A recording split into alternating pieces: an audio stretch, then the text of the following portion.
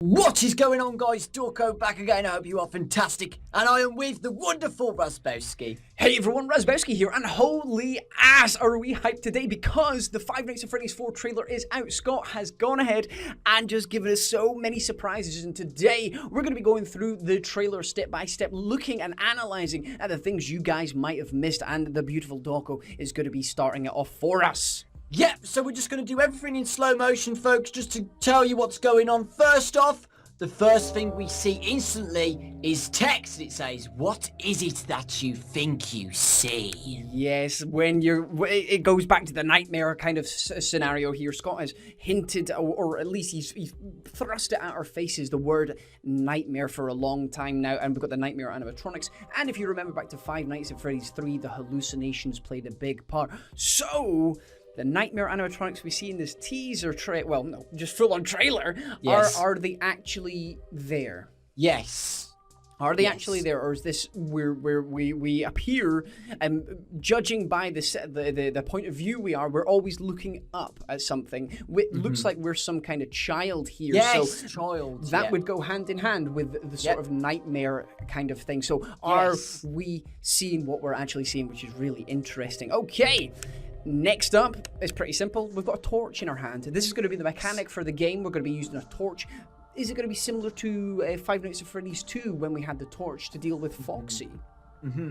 Yeah, also as well with the corridor as well, folks, if you actually have to look at the details on what's around, you can see that the place is pretty old styled, isn't it, Raz? We were talking about the ornaments and the style of the wallpaper and the lights and just the whole place. It just looks kind of old style to us. Old style, definitely. From the chest of drawers, the lampshade, the nipple lights on the ceiling. Everything, it seems to be 90s and before. That's the kind of styling. Yeah. Obviously, we can't get an actual date from the trailer, but we can estimate that is. But, I mean, it could be set after the 90s, but they've just not decorated the house for a long time. That's why we can't really say.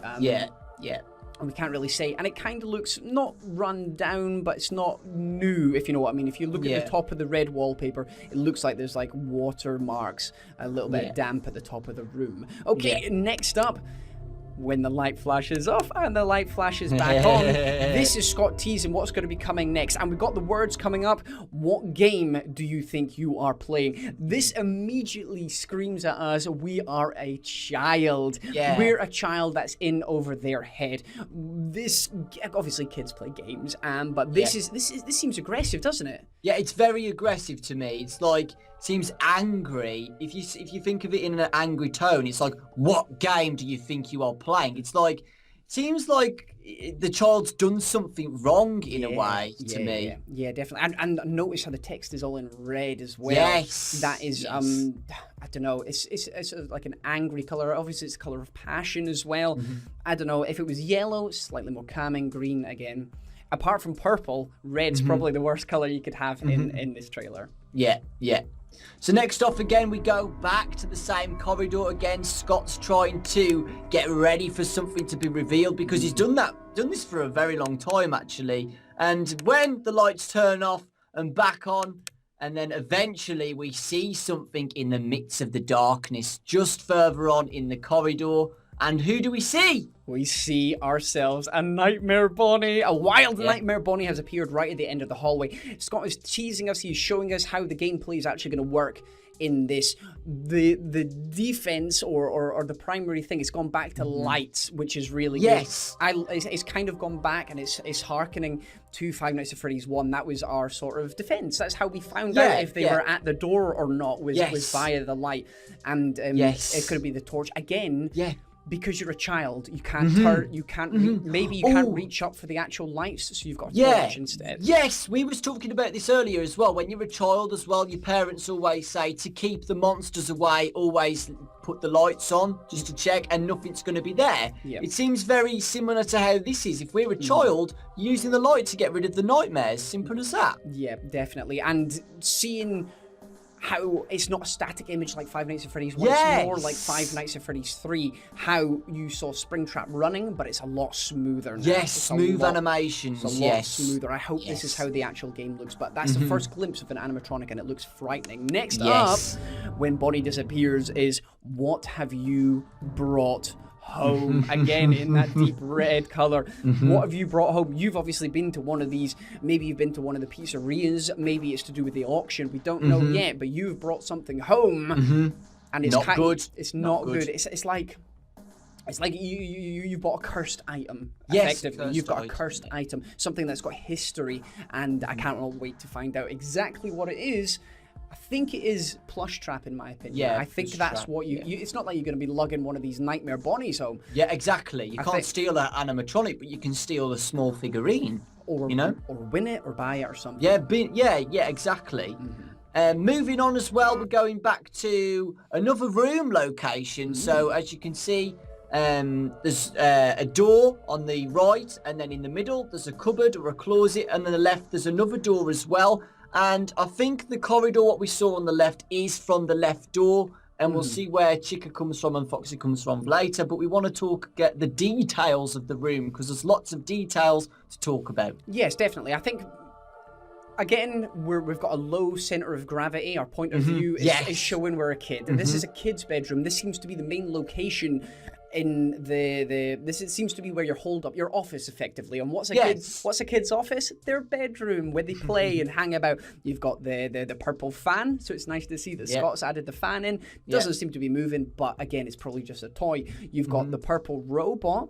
We're not sure if that signifies anything. Maybe the purple man, maybe not. You've got the phone on the floor. Again, it's hinting at this is a child's office. They play about with phones, and just generally, you've got your 3 points of attention, kind of like Five Nights at Freddy's 2, how you had the front door and you had the two vents at the side. This time you've got three effective doorways. Like you haven't got a television, or you haven't got a Game Boy, or you haven't got any. That's what I was saying. There's zero technology in there. Yeah. And obviously, depending on the child's age, etc. But kids nowadays have phones and tablets and anything. There's no sign of technology in this room, like you know what our nowadays technology. Yeah. Then moving on, we go to close the doors, and who do we get a glimpse of? We get a glimpse of Nightmare Chica again, which is just a tiny glimpse as well. It's fantastic, and the way to avoid Nightmare Chica is to shut the bedroom door on yourself. Yeah.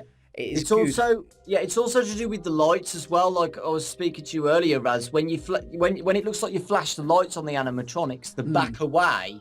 Yes. So this is what Bonnie did as well.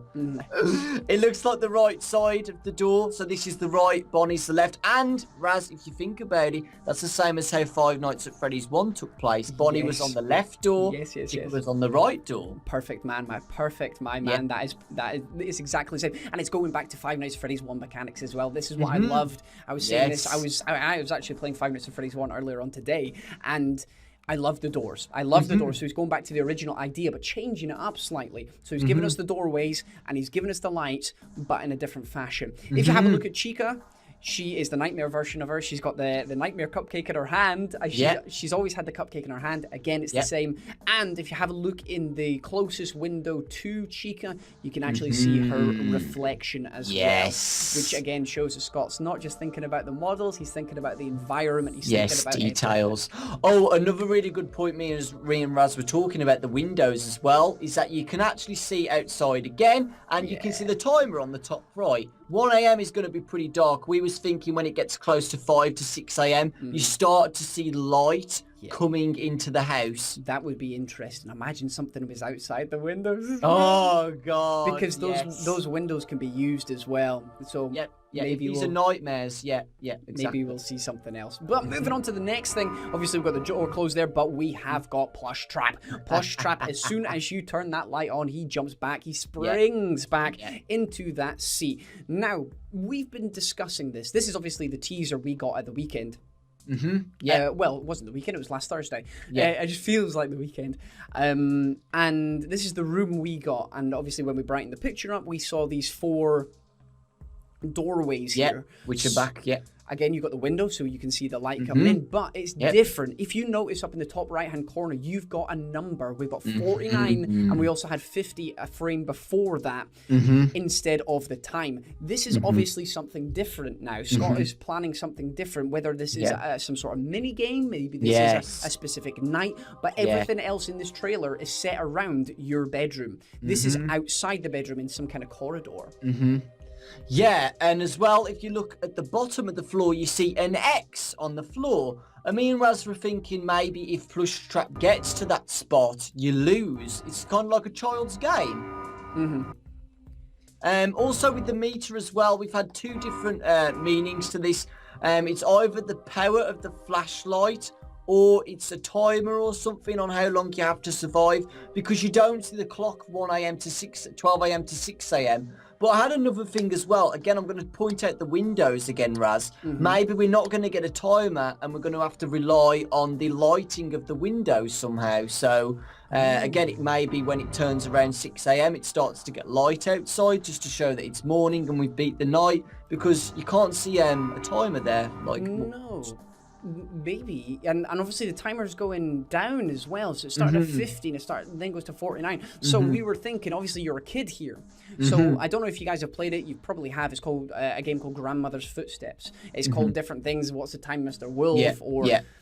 It's got different names, but basically when the person, in this case us, when we turn our back, Plushtrap has to come towards us, and obviously we have to survive somehow. I don't know how this is going to work but this looks like a kid's game, because as soon as we looked at Plushtrap here, he went back to where he originated from. Yeah, he exactly. Went back, and the timer went down. So it looks like we've got to go from one, basically we've got to survive to 0 or 1 or whatever it is. Yeah. Next up, we have got check the closet. We've got to check the closet here, and as soon as we check the closet, there is a familiar, beautiful face right inside this closet. Yeah, oh God, terrifying. I think this was the most scariest point for me on the trailer.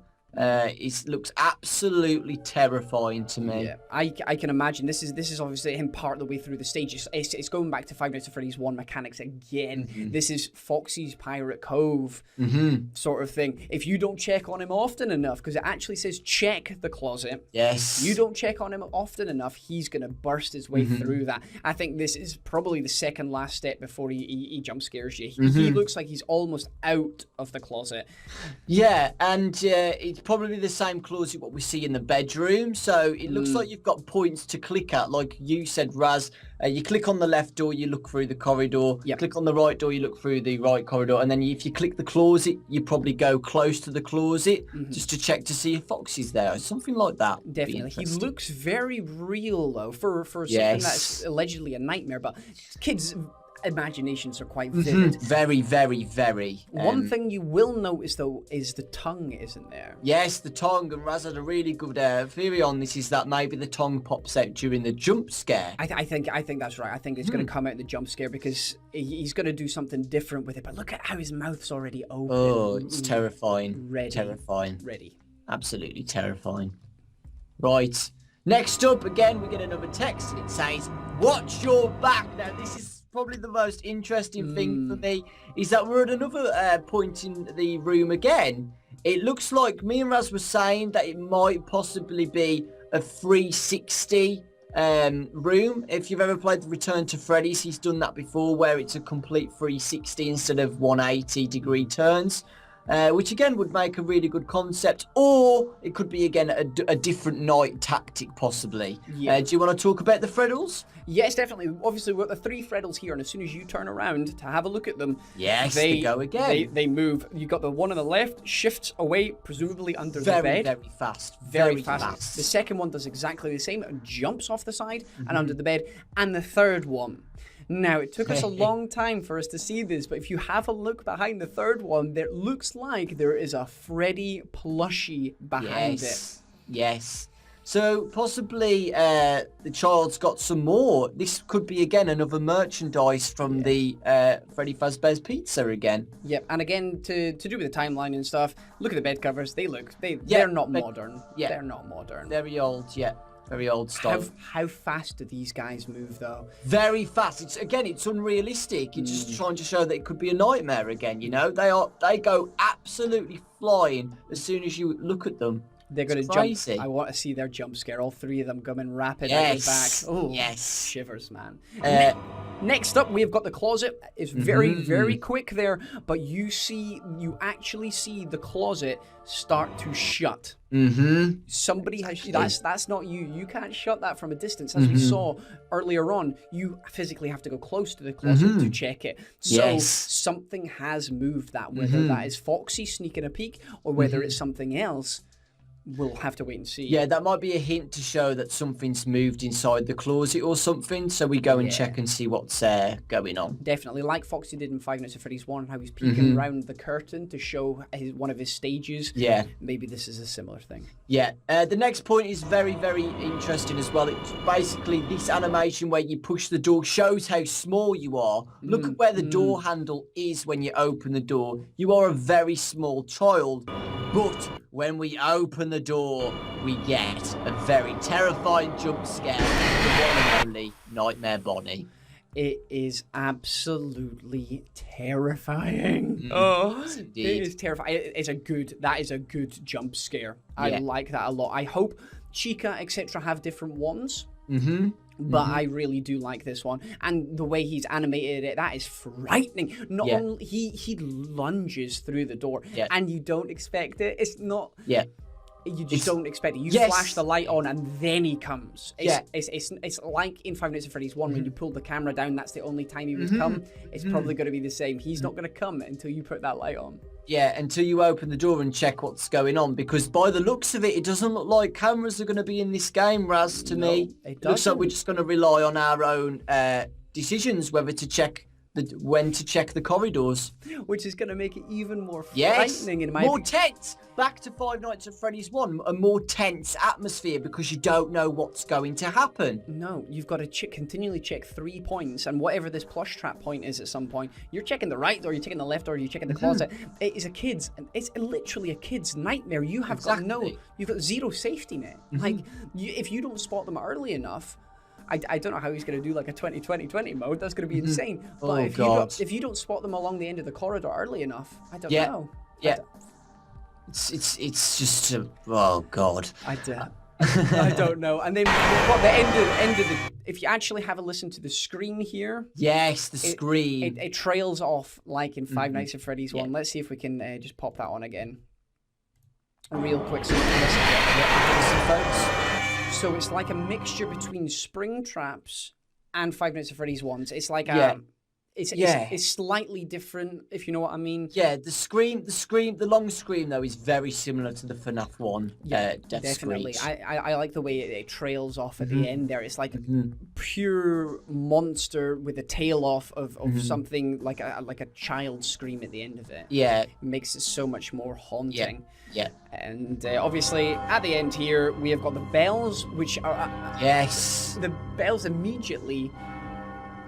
They remind me of like it's the same tune as always. When you finish the nights in the Five Nights at Freddy's game, you get dun dun dun dun dun dun dun dun, and it's very similar to that. And again, it just shows how creepy the atmosphere is going to be. It's a more realistic one as well because we've never been inside a house before. Always been in a pizzeria or a replication of the pizzeria, Fazbear Fright.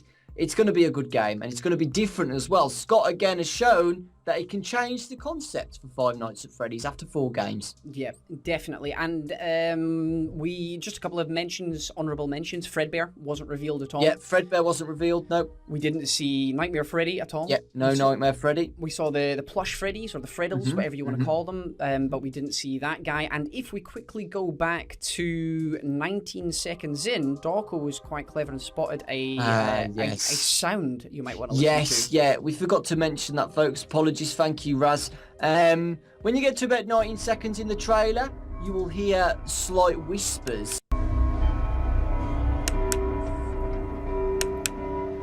Basically, what me and Raz thought is that these are the whispers of a child. Now, obviously, it can't be us because, you know, we're not going to just whisper like very scary like that. We think it's like the children's spirits or something like that. Like, this place is haunted, you know? Yep, it is. It's haunted, and it's I don't know, it's part of a nightmare as well. I mean, yeah. True, yeah. Kids whispering is scary. It is creepy, and obviously it ties in with the story. Maybe it's the nightmare animatronics. Maybe it's the kids inside them whispering. It's the souls of the children. It's whispering. Yeah. But overall, this trailer is baller. Yeah, we've had a really fun time analysing this trailer, folks. It's been awesome. So if we've missed anything, guys, let us know below in the comments below. If you're from my channel, folks, please subscribe to Razbezki. He's an awesome guy. His link will be in this description below. Oh, thank you. And if you're over on my channel, then please go and subscribe to Dawko as well. He's a fantastic guy. It will be in the description. And he does much more than just Five Nights at Freddy's. But we both have early access to the game. And you guys should make sure you stick around for that. But either way, we'll see you soon. Take care, folks.